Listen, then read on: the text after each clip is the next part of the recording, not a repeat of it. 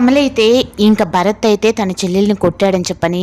అదీగాక మళ్ళీ అక్షయ్ని కూడా కొట్టాడు, వాడికి ఎంత పొగరుంటుందని చెప్పనని ఇంకా కమలైతే నైట్ అయితే వెళ్ళి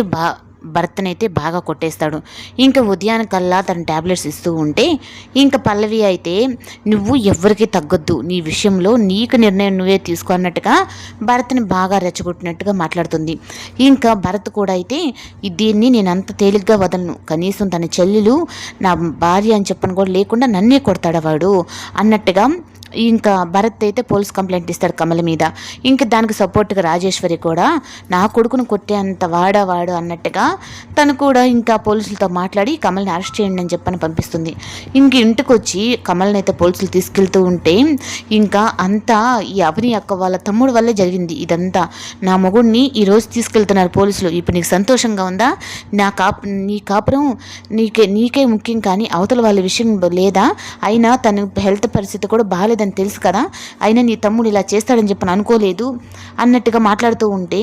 ఇంకా శారద అయితే ఇంకా కమల్ని పోలీసులు తీసుకెళ్తున్నారని చెప్పని తను ఒకటేమైనా బాధపడుతూ ఉంటుంది. ఇంకా భరత్కు ఫోన్ చేస్తూ ఉంటే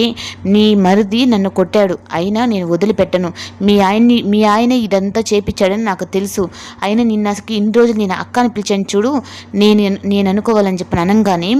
ఇంకా అవనికైతే అవని చుట్టూరు పల్లవి అయితే నేను చెప్పాను కదక్క నీ చుట్టూరు మొత్తం ఉచ్చులన్నీ బిగుసుకున్నాయని, ఇప్పుడు నువ్వు ఎలా వాటి నుంచి బయటపడతావో నేను చూస్తాను, అయినా నన్ను ఎంత ఆడుకున్నావు, నా చేత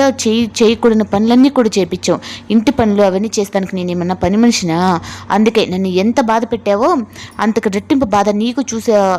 చూపిస్తానని చెప్పి అన్నట్టుగా